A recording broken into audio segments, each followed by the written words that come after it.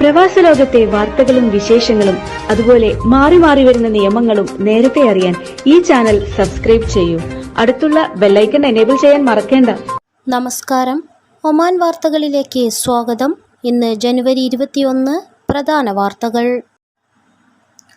നിരത്തുകളിൽ ഗതാഗത നിയമലംഘനങ്ങൾ നിരീക്ഷിക്കാൻ സ്മാർട്ട് റഡാറുകളുമായി റോയൽ ഒമാൻ പോലീസ്. പരീക്ഷണാടിസ്ഥാനത്തിൽ റഡാറുകൾ പ്രവർത്തിപ്പിച്ചു തുടങ്ങിയതായി ROP അറിയിച്ചു.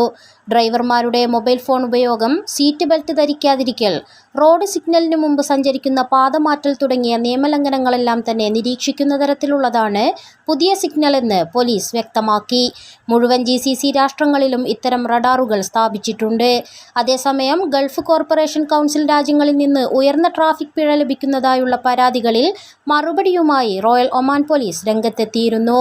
GCC രാഷ്ട്രങ്ങളിൽ ട്രാഫിക് പിഴകൾക്ക് ഏകീകൃത രൂപമാണെന്നും പിഴകളിൽ പരാതിയുള്ളവർക്ക് റോയൽ ഒമാൻ പോലീസ് വഴി നൽകാമെന്നും പോലീസ് വ്യക്തമാക്കി. ട്രാഫിക് പിഴ ശരിയല്ലെന്നോ അല്ലെങ്കിൽ ഗതാഗത കുറ്റകൃത്യങ്ങൾ ചെയ്തിട്ടില്ലെന്നോ തോന്നുകയാണെങ്കിൽ ഇത്തരക്കാർക്ക് ROPയുടെ ട്രാഫിക് വിഭാഗം വഴി പരാതി നൽകാവുന്നതാണ്. ഇബ്ര റീജിയണൽ ഹോസ്പിറ്റലിൽ നടന്നുവരുന്ന ഇബ്ര premier league season 4-ൽ ബുആലി boys ചാമ്പ്യന്മാരായി. ഇബ്ര hospital ഗ്രൗണ്ടിൽ നടന്ന ഫൈനൽ മത്സരത്തിൽ ആദ്യം ബാറ്റ് ചെയ്ത ബുആലി ബോയ്സ് നിശ്ചിത 15 ഓവറിൽ 213 റൺസ് നേടി. മറുപടി ബാറ്റിംഗിനിറങ്ങിയ കിങ് 11 ഇബ്ര ടീമിന് 120 റൺസ് എടുക്കാൻ മാത്രമേ സാധിച്ചുള്ളൂ. ബുആലിക്ക് വേണ്ടി കാർത്തിക് 25 പന്തിൽ 72 റൺസ് നേടി.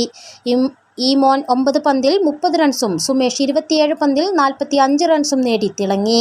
മാൻ of the match, man of the series ട്രോഫികളും മറ്റു സമ്മാനങ്ങളും ഇബ്ര ലെജൻഡ്സ് ടീം അംഗങ്ങളായ നഈം ഇബ്ര, മൻസീർ, കാർത്തിക്, ജലാൽ, സന്ദീപ്, ബൈജു, അസീസ് എന്നിവർ വിതരണം ചെയ്തു. ഏഷ്യാ കപ്പിൽ ഗ്രൂപ്പ് ഘട്ടത്തിലെ നിർണായക മത്സരത്തിനായി ഒമാൻ ഇന്ന് കളത്തിലിറങ്ങും. തായ്ലൻഡാണ് എതിരാളികൾ. വൈകുന്നേരം ഒമാൻ സമയം 6:30 അബ്ദുള്ള ബിൻ ഖലീഫ സ്റ്റേഡിയത്തിലാണ് ഒമാൻ തായ്ലൻഡ് മത്സരം. രണ്ടാം റൗണ്ടിലേക്ക് കടക്കണമെങ്കിൽ ഒമാന് ജയം അനിവാര്യമാണ്. ആദ്യ മത്സരത്തിൽ കിർഗിസ്ഥാനെതിരെ ജയിച്ച് 3 പോയിന്റുമായി ഗ്രൂപ്പ് Fൽ 1-ാം സ്ഥാനത്താണ് തായ്ലൻഡ്. 10,000-ൽ താഴെ മാത്രം കാണികളെ ഉൾക്കൊള്ളാൻ കഴിയുന്ന സ്റ്റേഡിയത്തിൽ മത്സരത്തിന്റെ വിക്കറ്റുകൾ ഇതിനോടകം വിറ്റുപോയതായാണ് റിപ്പോർട്ട്. ടീമിനെ പിന്തുണയ്ക്കുന്നതിനായി നിരവധി ഒമാനി ഫുട്ബോൾ പ്രേമികളാണ് ദോഹയിലേക്ക് പറന്നത്. തായ്ലൻഡിനും ഖത്തറിൽ വലിയ ആരാധക പിന്തുണയാണ് ലഭിക്കുന്നത്.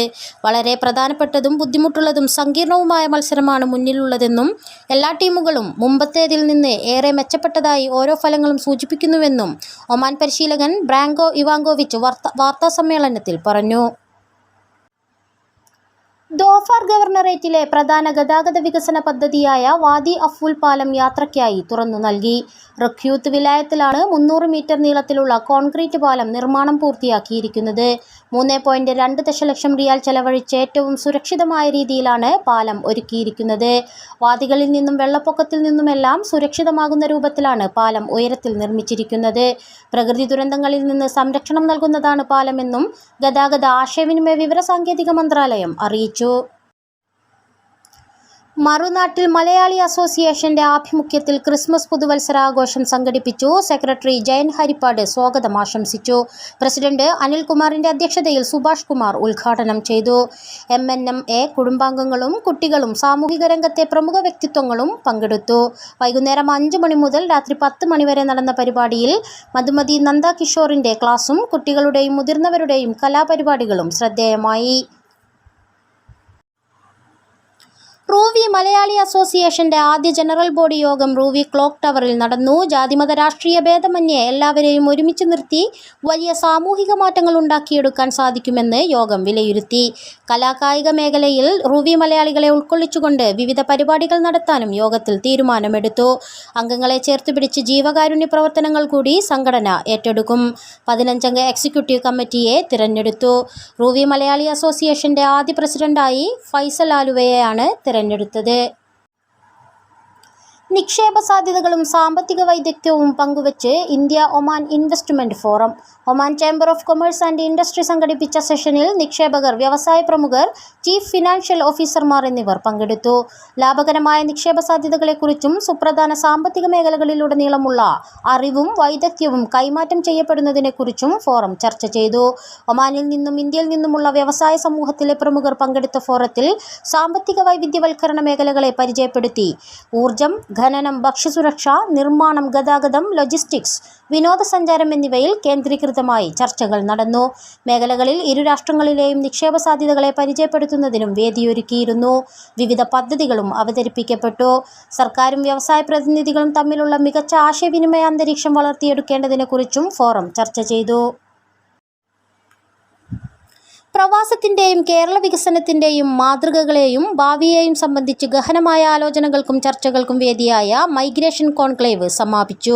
18-ന് മുഖ്യമന്ത്രി പിണറായി വിജയൻ ഉദ്ഘാടനം ചെയ്ത കോൺക്ലേവിൽ വിവിധ വിഷയങ്ങളിൽ വിദഗ്ധരായ പാനലിസ്റ്റുകൾ ചർച്ചകൾക്കും സംവാദങ്ങൾക്കും നേതൃത്വം നൽകുകയും പ്രമുഖർ പ്രബന്ധങ്ങൾ അവതരിപ്പിക്കുകയും ചെയ്തു. തിരുവല്ലയിൽ മൂന്ന് വേദികളിലായാണ് കോൺക്ലേവ് നടന്നത്. പ്രവാസം നേരിടുന്ന പ്രതിസന്ധികൾ, പ്രവാസത്തിൽ മാധ്യമങ്ങളുടെ പങ്ക്, യൂറോപ്യൻ പ്രവാസമടക്കമുള്ള വിവിധ വിഷയങ്ങളിലാണ് പ്രബന്ധാവതരണങ്ങൾ ഉണ്ടായത്. കേരളീയ വിദ്യാർത്ഥികളുടെ വിദേശ കുടിയേറ്റവുമായി ബന്ധപ്പെട്ട സെഷനിൽ സിറാജ് ഒമാൻ മാനേജിംഗ് ഡയറക്ടറും ICF പ്ലാനിംഗ് ബോർഡ് അംഗവുമായ PV അബ്ദുൽ ഹമീദ് പ്രബന്ധം അവതരിപ്പിച്ചു. മസ്കത്ത് ഇന്ത്യൻ എംബസിയുടെ ആഭിമുഖ്യത്തിൽ ഇന്ത്യൻ സാങ്കേതിക സാമ്പത്തിക സഹകരണ ദിനം ആഘോഷിച്ചു. എംബസി അങ്കണത്തിൽ നടന്ന പരിപാടിയിൽ ഒമാൻ തൊഴിൽ മന്ത്രി doctor Mahad bin Said bin Ali Buawain മുഖ്യാതിഥിയായിരുന്നു. ഇന്ത്യൻ അംബാസിഡർ അമിത് നാരംഗ് അതിഥികളെ സ്വീകരിച്ചു. ഒമാനിൽ നിന്നുള്ള ITEC അലുമിനി ഉദ്യോഗസ്ഥർ, വിവിധ മേഖലകളിൽ നിന്നുള്ള പ്രൊഫഷണലുകൾ അടക്കമുള്ള ITEC പദ്ധതിക്ക് കീഴിൽ ഇന്ത്യയിലെ വിവിധ പരിശീലന കോഴ്സുകളിൽ പങ്കെടുത്തവർ സന്നിധരായിരുന്നു. ഇന്ത്യൻ സ്കൂൾ ബോർഡിന് കീഴിൽ മസ്കത്തിലും പരിസരങ്ങളിലുമുള്ള 7 ഇന്ത്യൻ സ്കൂളുകളിലെ അടുത്ത അധ്യയന വർഷത്തെ പ്രവേശന നടപടികൾ ഇന്ന് ആരംഭിക്കും. ഓൺലൈൻ രജിസ്ട്രേഷൻ വഴിയാണ് ഇക്കുറിയും വിദ്യാർത്ഥികൾക്ക് അഡ്മിഷൻ നൽകുന്നത്. 2024 ഏപ്രിൽ 1-ന് 3 വയസ്സ് പൂർത്തിയാകുന്ന കുട്ടികൾക്കായിരിക്കും കിൻഡർ ഗാർട്ടൻ പ്രവേശനത്തിന് അർഹതയുണ്ടാകുക. Muscat, Darsait, Wadi Kabir, Seeb, Khubra, Mabela, Bawshar Indian സ്കൂളുകളിലേക്കാണ് ഓൺലൈൻ രജിസ്ട്രേഷൻ സൗകര്യമുള്ളത്. റെസിഡന്റ് വിസയുള്ള ഇന്ത്യക്കാരുടെ മക്കൾക്കാണ് പ്രവേശനം ലഭിക്കുക. രേഖകൾ സമർപ്പിക്കുന്നതിനോ ഫീസ് അടയ്ക്കുന്നതിനോ രക്ഷിതാക്കൾ സ്കൂൾ സന്ദർശിക്കേണ്ടതില്ല. പ്രത്യേക പരിഗണന ആവശ്യമുള്ള കുട്ടികൾക്കുള്ള പ്രവേശനം ഇന്ത്യൻ സ്കൂൾ മസ്കത്ത് പരിസരത്ത് സ്ഥിതി ചെയ്യുന്ന കെയർ ആൻഡ് സ്പെഷ്യൽ എഡ്യൂക്കേഷനിൽ ലഭ്യമാണ്. ഇതോടുകൂടി ഇന്നത്തെ വാർത്തകൾ ഇവിടെ പൂർണ്ണമാവുന്നു. കൂടുതൽ ഒമാൻ വാർത്തകളും വിശേഷങ്ങളുമായി നാളെ വീണ്ടും കാണാം. നമസ്കാരം.